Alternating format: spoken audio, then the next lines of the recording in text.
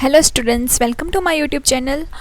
Indic knowledge system का एक important topic त्रिदोष के बारे में आज की वीडियो में हम कवर करेंगे। ये वीडियो स्टार्ट करने से पहले अगर आपने आयुर्वेद से रिलेटेड वीडियो नहीं देखा है तो पहले वो देख लीजिएगा, तो आपको ज़्यादा त्रिदोष से रिलेटेड कॉन्सेप्ट ज़्यादा अच्छे से क्लियर हो जाएगा।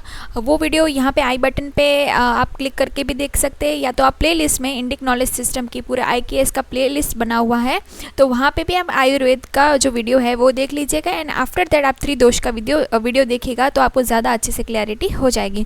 तो आज की इस वीडियो में हम concepts of tridosha and importance of balancing the tridosha in the body हम वो वीडियो में कवर करेंगे। तो आइए स्टार्ट करते हैं। और स्टार्ट करने से पहले अगर आप चैनल पर फर्स्ट टाइम आए हैं तो ज़रूर से सब्सक्राइब कर लीजिएगा एंड वीडियो को लाइक शेयर एंड सब्सक्राइब कर लीजिएगा। तो आइए वीडियो को स्टार्ट करते हैं। Concept of tridosha Hindi and English दोनों में मैंने वीडियो में कवर करा है, तो आप अच्छे से इंग्लिश भी पढ़ लीजिएगा एंड हिंदी में मैं आपको समझाऊंगी। तो 3 त्रिदोष है, वात, पित्त एंड कफ। तो तीनों के बारे में हम अच्छे से इन डिटेल कवर करेंगे। तो कॉन्सेप्ट ऑफ त्रिदोष इंग्लिश में आप पढ़ लीजिएगा अच्छे से, क्योंकि हिंदी में आप अच्छे से और ज़्यादा इन डिटेल पढ़ पाते हैं उन चीज़ों को। आयुर्वेद में वात, पित्त और कफ को मुख्य स्तंभ माना गया है। शरीर का स्वास्थ्य त्रिदोष पर निर्भर करता है। अगर शरीर में ये तीनों दोष संतुलित या साम्य अवस्था में रहते हैं तो हमारा शरीर स्वस्थ रहता है, और अगर इन दोषों में असंतुलन हो जाए तो शरीर रोगग्रस्त हो जाता है। तो इन 3 चीज़ों की वजह से, और तीनों चीज़ों की वजह क्या क्या है, देखिए कि वात है वो अर्थ एंड एयर की वजह से होता है, पित्त है वो फायर एंड वाटर की वजह से होता है, एंड कफ है वो वाटर एंड अर्थ। मतलब इन चीज़ों का इनबैलेंस की वजह से ये तीनों रोग हो सकते हैं। तो यही बताया गया है कि वात, पित्त एंड कफ का मुख्य स्तंभ माना गया है आयुर्वेद में। तो इसलिए मैंने बोला था कि आयुर्वेद वाली जो वीडियो है वो आप पहले देख लीजिएगा। आयुर्वेद प्राचीन भारत में इस्तेमाल की जाने वाली चिकित्सा पद्धति है जिसमें रोग की रोकथाम जड़ से ही जाती है। ठीक है, तो यहाँ पे जो जड़ से ही निकालने की बात हुई है कि आपको कोई रोग हुआ है तो उसको एकदम मतलब एकदम रूट से जाकर उसको हमने मिटा देना है। भारत में इस पद्धति का इस्तेमाल 2000 से 5000 साल पहले ही किया जा रहा है। माना जाता है कि हर व्यक्ति के पास ऐसी ऊर्जा होती है उसके मानसिक और शारीरिक स्वास्थ्य को नियंत्रण करती है। आयुर्वेद के अनुसार 3 जैविक ऊर्जाएं होती है जो व्यक्ति के दिमाग और शरीर में मौजूद होती है, और इन ऊर्जाओं को दोष के रूप में जाना जाता है। तो इसीलिए उनको त्रिदोष माना गया है कि वो एक जैविक ऊर्जा है। ठीक है, वो तीनों वहाँ हमारे दिमाग एंड बॉडी में अवेलेबल हो रही है। ठीक है, मौजूद है वो। इंग्लिश में पढ़ लीजिएगा अच्छे से। इन दोषों की प्रबलता व्यक्ति के प्राकृतिक विशेषताओं को निर्धारित करती है। कुछ लोगों में सभी दोष संतुलित अवस्था में मौजूद बताए जाते हैं, जबकि कुछ अन्य में एक दोष अपनी सामान्य मात्रा से अधिक या कम मौजूद हो सकता है, जिसके कारण कुछ विकार उत्पन्न होते हैं। विकार मतलब कि कुछ डिफ़िकल्टीज होती है हमें। ठीक है, अगर वो तीनों दोष, उसको दोष इसीलिए कहा गया है कि देखिए यहाँ पे हमने देखा कि वो एनर्जी को दोष के रूप में यहाँ पे माना गया है। जो तीन अवस्थाएं होती है वात, पित्त एंड कफ की, तो उनको दोष के रूप में माना गया है। और तीनों को अगर बैलेंस है, संतुलित है तो सब सही है। अगर कुछ ज़्यादा मात्रा में है या कुछ कम मात्रा में है तो वहाँ पे इश्यू हो जाता है। दोष एक ही स्थिति में नहीं रहते हैं क्योंकि वे गतिशील होते हैं और व्यक्ति के आहार, जीवन शैली और पर्यावरण के कारण बदलते रहते हैं। तो दोष एक ही स्थिति में, सिचुएशन में नहीं रह पाएगा। वहाँ पे हमारा किस तरह से खाना खा रहे हैं, हमारा सोने का उठने का टाइम किस टाइप का है, और हमारा आसपास का एनवायरनमेंट है वो किस नेचर का है। ठीक है, कि अगर हम ऐसे एनवायरनमेंट से बिलोंग कर रहे हैं जहाँ पे बहुत ज़्यादा पॉल्यूशन है तो ऑब्वियसली हमारे बॉडी पे उसका इफेक्ट देखने को मिलेगी। लेकिन ऐसा माना जाता है कि जब किसी व्यक्ति को दोषों की स्थिति उसके जन्म के समय के दोषों की स्थिति के करीब होती है तो वह उतना ही स्वस्थ होता है। तो आइए जानते हैं कि ये दोष क्या करते हैं और व्यक्ति को कैसे प्रभावित करते हैं। ठीक है, अगर हम बोलते हैं ना कभी कभी कि ऐसा भी सुना हुआ है कि जो बच्चे जन्म के साथ ही कुछ दोषों के साथ जन्म लेते हैं, ठीक है, उनको बचपन से ही हमने सुना हुआ कि उसको बचपन से ही कफ रह रहा है। ठीक है, तो वहाँ से वो स्थिति किस तरह से उत्पन्न हो रही है और उसको हम किस तरह से जड़ मूल से मिटा सकते हैं वो भी हम देखेंगे। तो तीनों चीज़ें क्या है, वात, पित्त और कफ 3 प्रकार की जैविक ऊर्जाएं या त्रिदोष है जो किसी व्यक्ति के स्वभाव को निर्धारित करते हैं। वे व्यक्ति के शरीर के प्रकार और व्यक्तित्व विशेषताओं का निर्धारित करते हैं। ये दोष लगातार बदलते रहते हैं और हम जो खाना खाते हैं वो हमारी दैनिक गतिविधियों से, व्यायाम और नींद और यहाँ तक कि हमारे विचारों से भी प्रभावित होती है। ठीक है, हम बहुत ज़्यादा गुस्सा करेंगे तो हमारे ऑब्वियसली बॉडी में क्या बढ़ जाएगा, अग्नि बढ़ जाएगी। ठीक है, और अगर हम बहुत ज़्यादा मतलब एकदम सुस्त रहेंगे तो हमारे बॉडी के अंदर जो एनर्जी है वो लो हो जाएगी। ठीक है, तो अर्थ कम हो जाएगा। तो वही चीज़ें यहाँ पे बताई गई है। दोषों के बीच संतुलन किसी व्यक्ति के अच्छे स्वास्थ्य को निर्धारित करने में सबसे महत्वपूर्ण मापदंडों में से एक है। बैलेंस रखना सबसे ज़्यादा इम्पॉर्टेंट है, तीनों को यही बताया गया है। इन दोषों में परिवर्तन या असंतुलन व्यक्ति को बीमारियों के लिए प्रवृत्त करता है। आयुर्वेदिक ग्रंथों द्वारा वर्णित प्रत्येक दोष की विशेषताएं निम्नलिखित है। तो कौन कौन सी है वो हम पढ़ रहे हैं। तो फर्स्ट है दोष वात। ठीक है, तो वो किससे होगा, ईथर एंड अर्थ एयर की वजह से ये होता है। तो यहाँ पे क्या है, देखिए कलर से भी हमने आइडेंटिफाई करा है कि ईथर है जो अर्थ है, मतलब ये बॉडी के जो कमर है उसके ऊपर के हो गया, एंड एयर होगा वो हमारे कमर के नीचे का पार्ट है, वहाँ पे एयर है। तो यहाँ पे इनके बैलेंस की बात करी गई है। तो वात किसकी वजह से होता है, तो वात दोष है वो तत्व है वायु और आकाश की वजह से होता है, वायु एंड आकाश की वजह से हो रहा है। विशेषताएं क्या है इसके, वात शारीरिक गतिविधियों, तंत्रिका आवेगों और मानसिक प्रक्रिया सहित गति से जुड़ा हुआ है।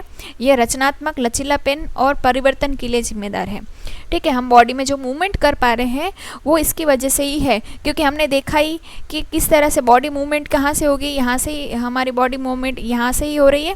तो इसके लिए ये रिस्पॉन्सिबल है। असंतुलन होता है तो क्या होगा, जब वात असंतुलित हो जाता है तो यह चिंता, अनिद्रा, शुष्क त्वचा, कब्ज और अनियमित पाचन जैसी समस्या को जन्म देती है। तो हमें नींद नहीं आती, बहुत ज़्यादा टेंशन रहेगा, फिर हमारी जो स्किन है वो बहुत ज़्यादा रफ हो जाएगी, हमारे कब्ज रहेगा, एंड हमारा जो खा रहे हैं वो पचेगा नहीं। तो इस टाइप की जो समस्या होगी तो वो वात दोष की वजह से होती है। इंग्लिश में भी लिखा हुआ है, वो आप अच्छे से पढ़ लीजिएगा। इंसोमिया है, एंजाइटी है, dry skin, constipation and irregular digestion की इश्यू रहेगा अगर हमारे बॉडी में वात अगर इनबैलेंस है तो। फिर टाइप्स ऑफ वात कौन कौन से हैं। फर्स्ट है प्राणवायु। प्राणवायु शरीर के शीर्ष क्षेत्र में मौजूद है।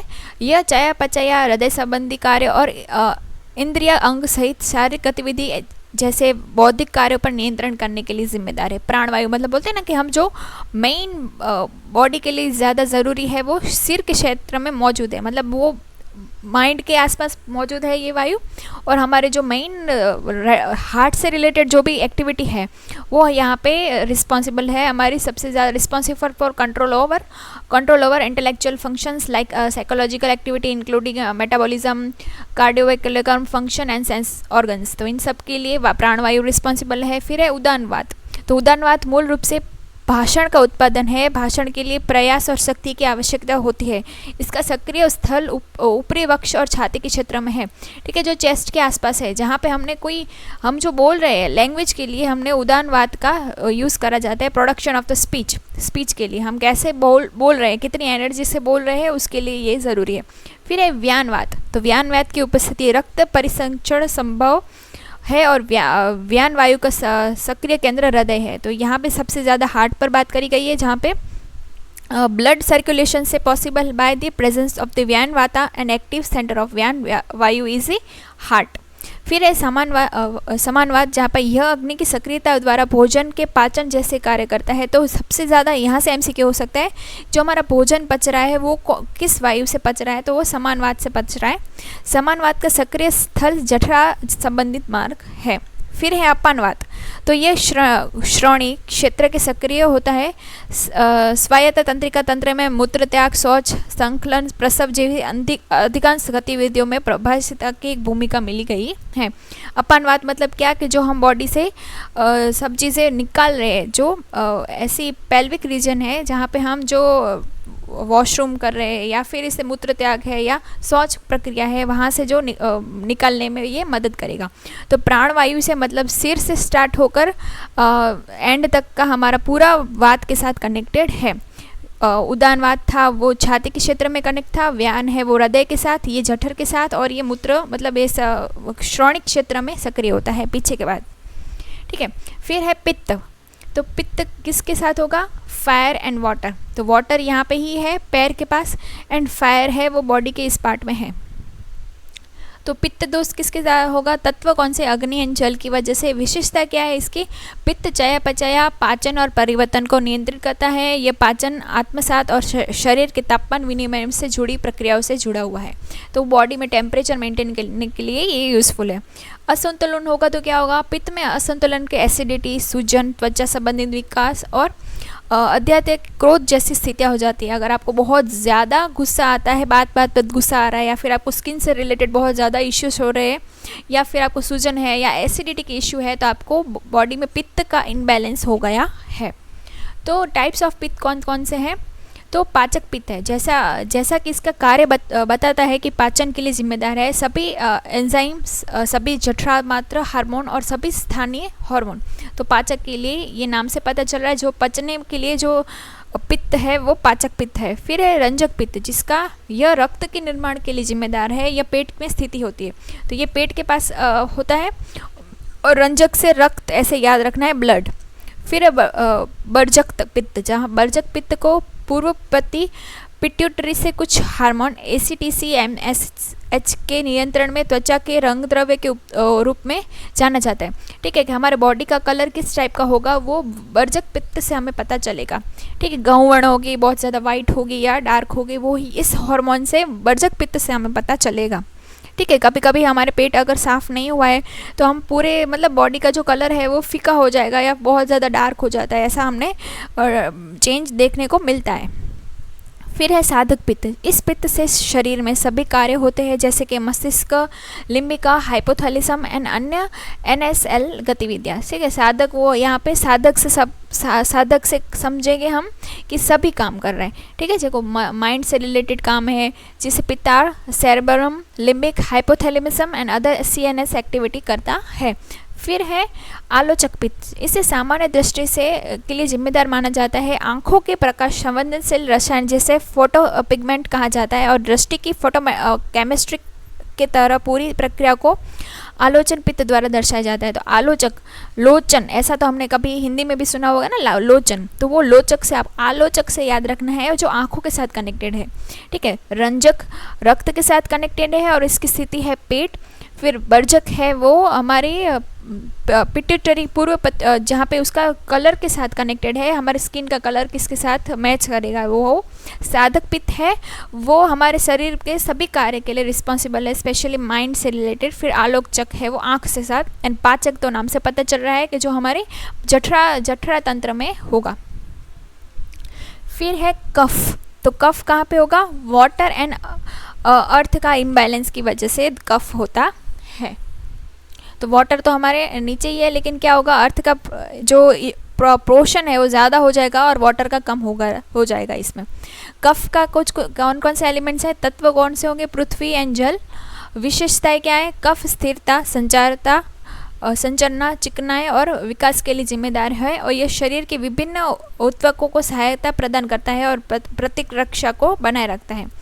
असंतुलन क्या होगी, कफ की अधिकता, वजन बढ़ना, कंजेक्शन, श्वसन संबंधी समस्याएं और सुस्ती जैसी समस्या हो सकती है। ठीक है, हमारा अगर बहुत ज़्यादा वेट बढ़ रहा है या फिर सांस लेने में इशू हो रहा है तो वो हमारे कफ की वजह से हो रहा है। ठीक है, हमने सुना होगा ना, उसको कफ ज़्यादा रहता है, तो वो किसकी वजह से होगा, अगर पृथ्वी एंड जल का इनबैलेंस हो गया है तो। टाइप्स ऑफ कफ कौन कौन से हैं, अवलंबक कफ, अवलंबक कफ हृदय और श्वसन तंत्र की रक्षा करता है। अवलंबक कफ शरीर के वक्ष क्षेत्र के मौजूद होता है। ठीक है, वक्ष क्षेत्र में मतलब हम क्या समझेंगे, presence in the thorax region of the body. फिर एक क्लेंदक कफ, जहाँ पे क्लेंदक कफ पेट में मौजूद है और यह भोजन को नमी प्रदान करता है। यह म्यूकोलस झिल्ली के सुरक्षा में महत्वपूर्ण भूमिका निभाता है। तो ये पेट में मौजूद है और भोजन को सॉफ्ट करने में यूज़फुल है। फिर है बोधक कफ, ये मौखिक गुहा में मौजूद होता है और जीभ द्वारा स्वाद की धारणा में मदद करता है। ठीक है, हमें जो खाते हैं उसमें जो स्वाद आ रहा है वो यहाँ पे बोधक कफ से पता चलता है। आयुर्वेद के अनुसार 6 प्रकार के रस माने जाते हैं, 6 रस होते हैं। अगर आपको पता है तो ज़रूर से कमेंट सेक्शन में बताइएगा कि 6 6 टाइप के जो रस होते हैं, ठीक है, हमने सुना हुआ है स्वीट है या कड़वा है, इस टाइप के जो रस के नाम है, खट्टा है, वो सिर्फ 6 नाम आपको कमेंट सेक्शन में लिखने हैं। फिर है तर्पक कफ, यह सिर के अंदर मौजूद होता है और इंद्रियों की सुरक्षा और पोषण के लिए जिम्मेदार होता है। तर्पक कफ सिर पे, जैसे देखिए अवलंबक कफ है हृदय और श्वसन में, क्लंबक पेट पे और भोजन के लिए यूज़फुल है, बोधक है वो जीभ के लिए मतलब स्वाद जानने के लिए, एंड तर्पक कफ है वो सिर के पास मौजूद है और हमारे इंद्रियों को पोषण देता है और सुरक्षा प्रदान कर रहा है। फिर इम्पोर्टेंस क्या है बैलेंसिंग द त्रिदोष हमारी बॉडी में, तो एक एक करके देखते हैं। रोगों की रोकथाम के लिए दोषों को संतुलित करने से असंतुलन को लक्षणों में रूप में प्रकट होने से पहले ही ठीक करा जा सकता है। अगर बॉडी में हमें ऐसा लग रहा है कि बहुत ज़्यादा सुस्ती हो रही है या थोड़ी सी हमें कफ लग रहा है, तो तुरंत ही हमें उस टाइप का जो मेडिसिन बताई गई है आयुर्वेद में, हम वो अगर अपना लेंगे तो हमारा वो रोग है वो नाबूद हो जाएगा। फिर इष्टतम पाचन, दोषों को संतुलित बनाए रखने से उचित पाचन और चयापचय में सहायता मिलती है, जिससे पोषक तत्वों का अवशोषण और अपशिष्ट निकास हो सकता है। तो इष्टतम पाचन के लिए मतलब हम जितना खा रहे, बोलते हैं ना बड़े हमारे कि एकदम मतलब खाते समय बात नहीं करनी है एंड वो एकदम दांतों से अच्छे से उसको चबाना है। अगर हम अच्छे से नहीं चबाएंगे तो वो पचेगा नहीं, तो यहाँ पे पाचन के लिए वही बात करी गई है। फिर मानसिक और भावात्मक स्पष्टता, भावात्मक स्थिरता और तनाव और चिंताओं में कमी हो सकती है त्रिदोष अगर बैलेंस है तो। फिर ऊर्जा और जीवन शक्ति के लिए संतुलित दोषों के परिणाम स्वरूप ऊर्जा का स्तर, जीवन शक्ति और जीवन के प्रति समग्र उत्साह बढ़ता रहता है।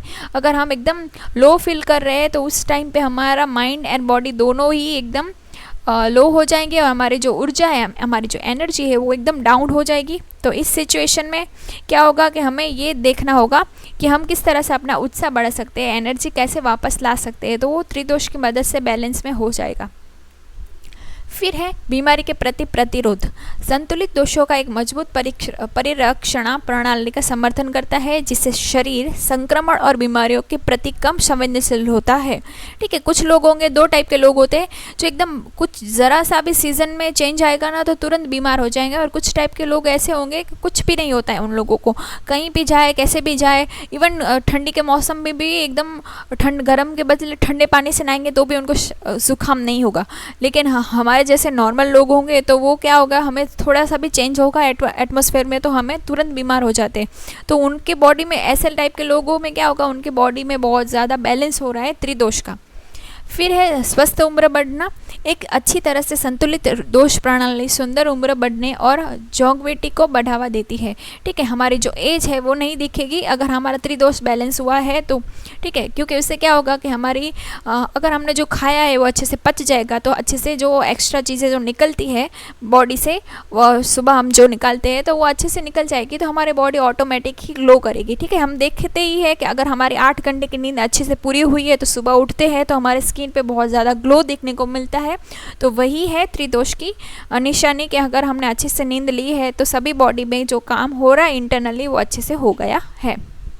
फिर है व्यक्तिगत दृष्टिकोण, दोषों की संतुलित करने में व्यक्ति के संबंधित और असंतुलित के आधार पर व्यक्तिगत सिफारिश शामिल है, जिससे अनुकूलित उपचार योजनाएं बनती है। ठीक है, अपना अपना सबका नज़रिया होता है, कोई किस तरह से उस चीज़ को लेता है और किस तरह से उस मेडिसिन को अपने एंड से वो मॉडिफाई कर सकता है।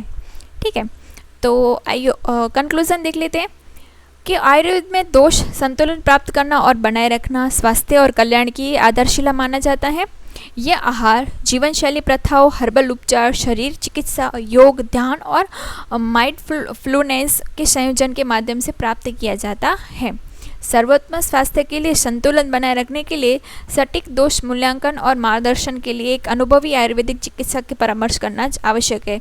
हम आजकल जो यूट्यूब वगैरह पे जो मज़ा आए वो लोग अपना अपना ज्ञान देते हैं, उनसे बेटर हम अच्छे से कोई डॉक्टर से परामर्श ले, जो आयुर्वेदिक चिकित्सक हैं उनसे हम पूछे कि हमने क्या करना है, तो वो हमें और अच्छे से इलाज बता पाएंगे। ठीक है, तो वही है यहाँ पे। तो आई होप से इस वीडियो से आपको हेल्प मिली होगी। Thanks for watching.